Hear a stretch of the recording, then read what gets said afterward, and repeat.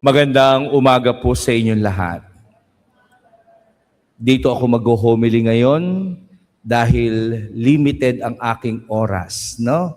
I have 9 masses today. Kaya pagdasal ninyo, sana kayanin ko yan hanggang mamayang gabi, no?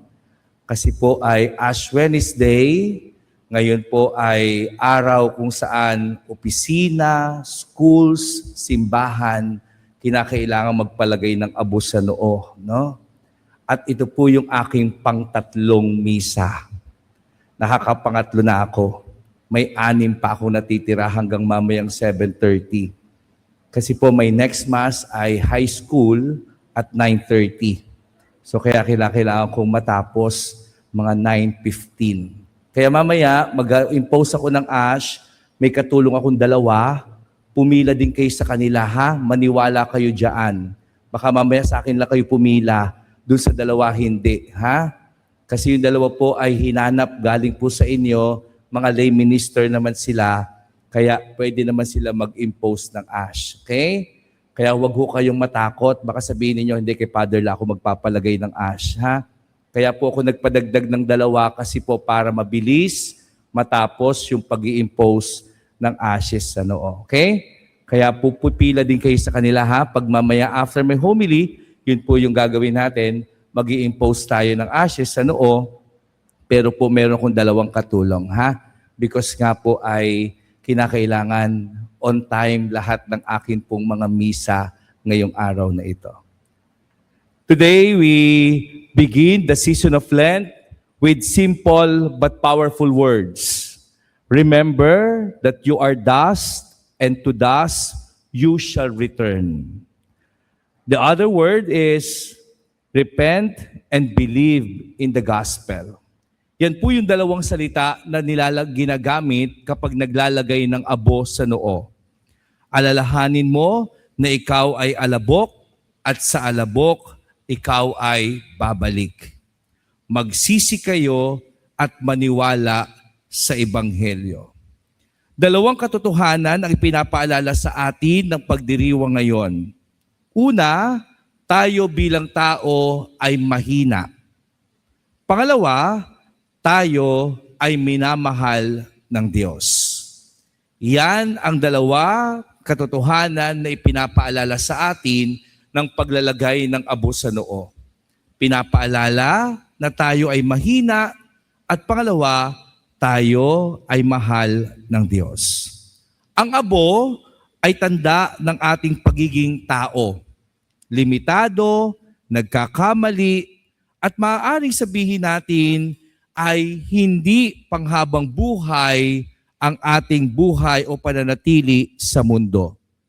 Ngunit ang abo na inilalagay sa noo natin ay may hugis ng krus. Ibig sabihin, ang ating kahinaan ay hindi lamang katapusan, kundi pag-asa na nagmumula sa Diyos.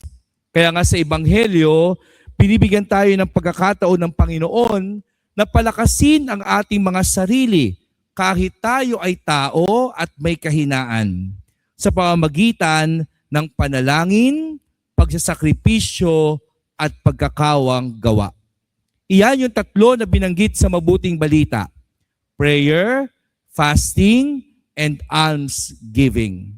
Kaya nga pag inisip natin, kahit mahina tayo, kahit may kakulangan tayo, kahit na alam nating tayo ay tao, kinakailangan pa rin natin ng kalakasan na nagmumula sa Diyos. At magiging malakas lamang tayo sa tulong ng panalangin, pag-aayuno at pagkakawang gawa. Bakit kinakailangan manalangin? Ang panalangin ngayong panahon ng Kwaresma ay pagbabalik loob sa Diyos. Sabi nga ni Jesus, pumasok tayo sa ating silid at manalangin ng lihim. Ibig sabihin, ang tunay na panalangin ay hindi panlabas, kundi pakikipag-ugnayan sa Diyos. Puso sa puso. Sa gitna ng ingay ng buhay, trabaho, social media, mga problema na dumarating sa ating buhay, tinatawag tayo ng Kwaresma o ng panahon ng Kwaresma ngayon na manahimik at makinig. Kailangan nating muling bigyan ng panahon ang Panginoon, kausapin para mas lalo nating maunawaan ano ba ang kahalagahan ng Diyos sa ating buhay. Pangalawa, ang pag-aayuno, fasting, ang pagtitimpi at paglilinis ng puso. Ang pag-aayuno o fasting ay hindi lamang tungkol sa pagkain. Ngayong panahon ng Kwaresma, lalo na po ngayong Ash Wednesday, kinakailangan pa natin mag-fasting. 1 full meal lang ang pwede mong kainin today. Papaalala ko po sa inyo 1 full meal. Hindi ho kayo pwedeng kumain na parang fiesta ng breakfast, lunch at dinner, no? Kung nakasanayan po ninyo na kunyari kakain kayo ng breakfast, maraming nakahanda sa mesa, may soft drinks pa, lunch ganun din at dinner ganun din, medyo babawasan po today. 1 full meal lang. Bahala ho kayo kung saan nyo ilalagay, sa breakfast, sa lunch o dinner. Kung kumain ka ng 1 full meal ng lunch, tubig ka na lang mamayang gabi, no? Yun yung sasakripisyuhin mo muna for today. Pero huwag ho mag-alala yung mga senior citizen. Exempted kayo, no? Basta senior citizen, exempted. Baka po kasi may mga medical concern yan, ha?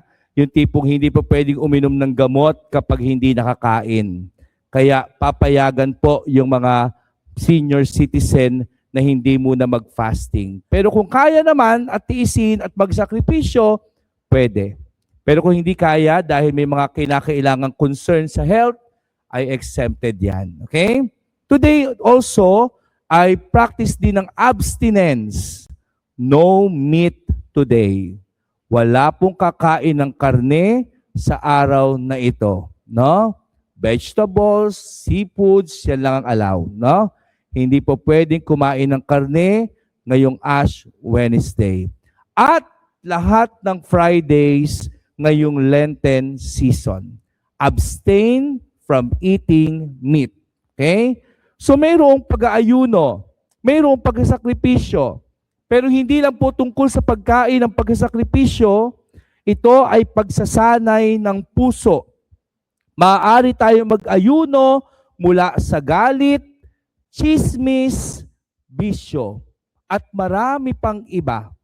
Yung mga bagay na medyo nakasanayan na natin at dapat nating isakripisyo na huwag munang gawin ngayong panahon na ito. Anuman na makapaghihiwalay sa atin sa Diyos dahil sa mga nakasanayan nating mali, ay babawasan muna natin. Sa bawat sakripisyo, natututo tayong magtiwala at umasa sa Diyos. At pangatlo, almsgiving, pagkakawang gawa, pagmamahal sa kapwa. Ang tunay na pananampalataya ay nakikita sa gawa. Kapag tayo ay nagbibigay sa nangangailangan, ipinapakita natin ang awa ng Diyos. Hindi kailangan malaki ang ibigay. Mas mahalaga ang pusong bukas at handang tumulong. Mga kapatid, ang Kwaresma ay hindi panahon ng kalungkutan, kundi panahon ng pagbabalik loob. Ito ay pagkakataon upang ayusin ang ating relasyon sa Diyos at sa ating kapwa. Kaya nga ngayon tinatanggap natin ang abo, tanungin natin ang ating mga sarili. Ano ba ang mga dapat kong isakripisyo at iwasan ngayong panahon ng Kwaresma? Ano ba ang dapat kong simulang gawin ngayong panahon ng Kwaresma? Paano ba ako tunay na makapagbabalik loob sa Diyos? Nawa ang 40 araw na ito ay maging panahon ng pagbabago. Hindi lamang panlabas, kundi panloob na pagbabago. At sa pagdating ng Pasko ng pagkabuhay, matagpuan natin na mas malapit na tayo sa Panginoon. May pagpapakumbaba at pagmamahal sa Diyos. Uulitin ko po, ang salitang Kwaresma ay nagmula sa salitang 4, 4, 40, no? Kaya po 40 days ang preparation bago ang passion, death, and resurrection. Bago mamatay si Kristo, mayroong 40 araw na paghahanda. Bago siya muling mabuhay, mayroong 40 araw na paghahanda. Kaya sana sa loob ng 40 days na ito, during Lenten season, maihanda natin ang ating sarili na nagsisisi, nagbabalik loob sa Diyos, at gumagawa ng kabutihan sa ating kapwa. Amen. God is good all the time. Thank you for joining us today. View our past broadcasts on our Facebook page, St. Peter Community, and subscribe our YouTube channel. Like, share, and hit the bell.